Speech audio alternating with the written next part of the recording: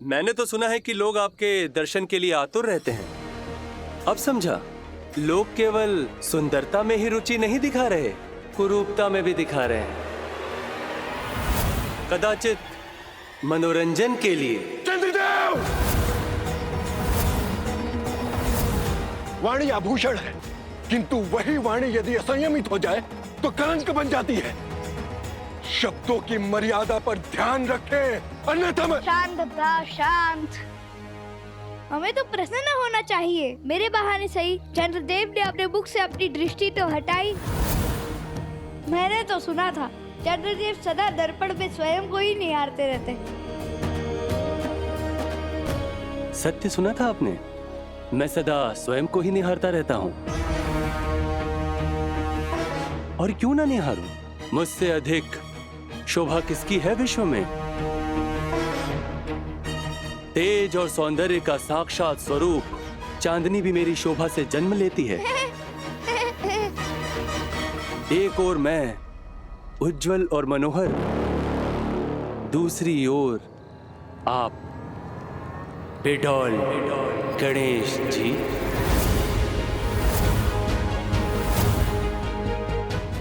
आज चंद्रदेव का अहंकार अवश्य टूटेगा।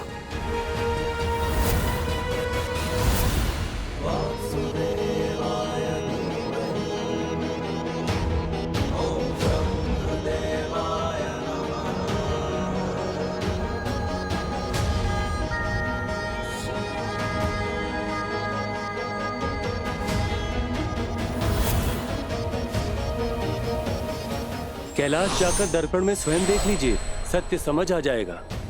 मुख का तो कुछ कर नहीं सकते, किंतु शरीर बदला जा सकता है।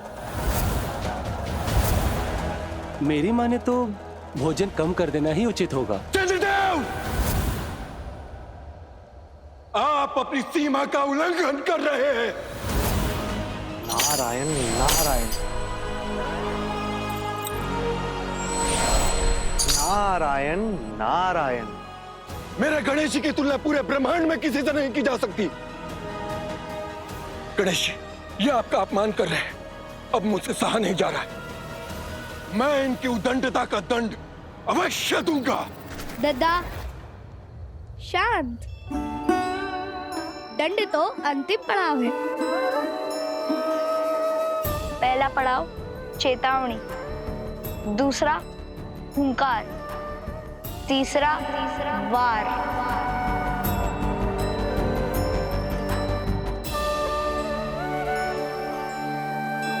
चंद्रदेव, आप इतने बुद्धिमान हैं, आपसे इतनी बड़ी भूल कैसे हो गई?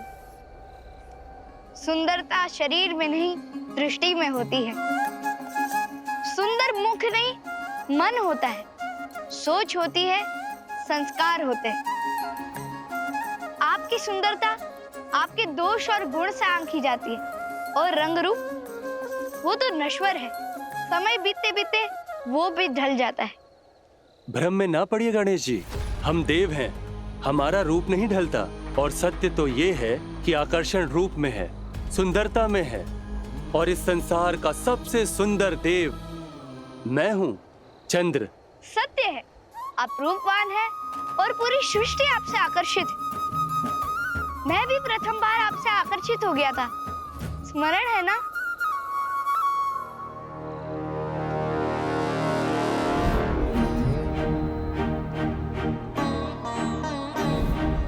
वो आपका आकर्षण नहीं था, आपकी ईर्ष्या थी। सत्य तो ये है कि आप हैं कुरूप और मैं हूं सुंदरता का स्वरूप। आपसे ये देखा नहीं गया, क्रोध आ गया था मुझे।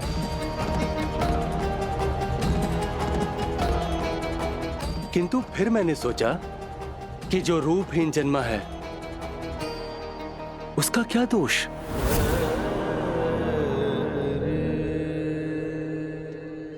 मुझे क्षमा कर दीजिए चंद्रदेव, मुझे स्मरण नहीं था कि आपके मन में इतनी ठेस पहुंची है।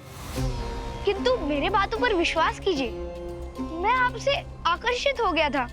और क्यों ना हो, आप स्वयं जगत पिता महादेव के सर पर विराजते हैं, इसीलिए आप वंदनीय भी है और पूजनीय भी है। कहीं ऐसा तो नहीं कि सबकी दृष्टि महादेव पर इसलिए पड़ती है क्योंकि मेरी आभा उन्हें दिव्यता प्रदान करती है।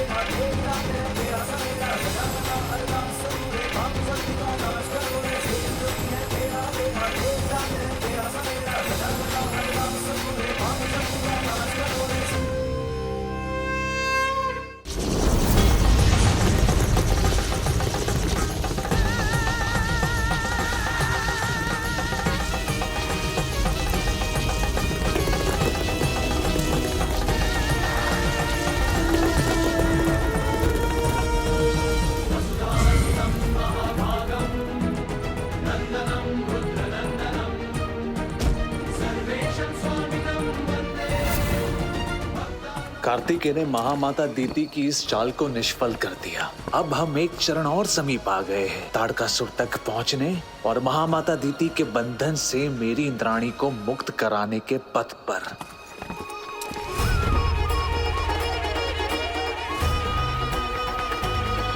स्वामी, इस क्षेत्र निवासियों के दुखों का संहार किया है आपने, असुरों से स्वतंत्र किया है हम सबको। स्वामी की, स्वामी की, स्वामी की, स्वामी की। इंद्राणी, मुझे हमारी विजय का अनुभव हो रहा है अब।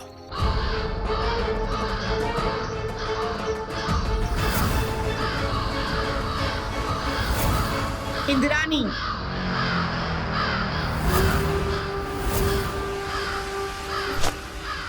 क्या दुर्गति की है ना माँ माता ने तुम्हारी।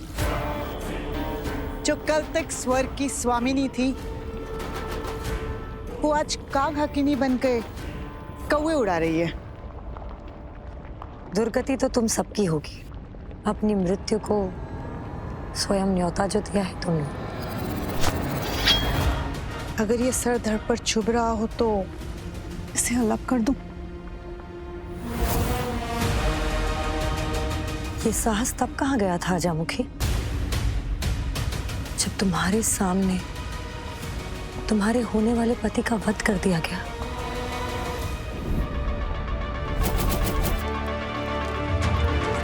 अजामुखी मेरी सबसे प्यारी पौत्री प्रेम विवाह करने वाली है।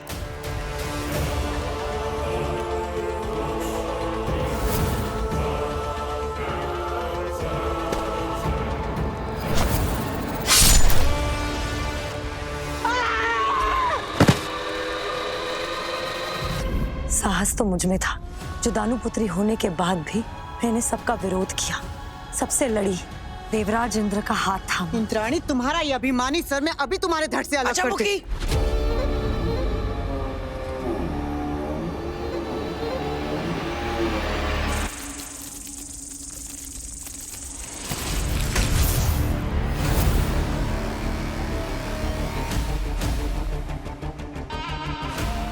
अपने तारकासुर के वध पे विलाप का प्रबंध कर दीजिए महामाता।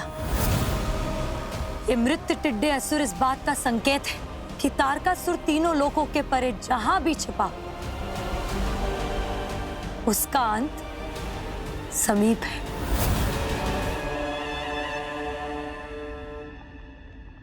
तुम्हारे उत्साह को देखकर भय नहीं, आनंद सा आ रहा है, क्योंकि इंद्राणी तुम्हें आभास ही नहीं कि भविष्य ने अपनी गर्भ में क्या छिपा रखा है।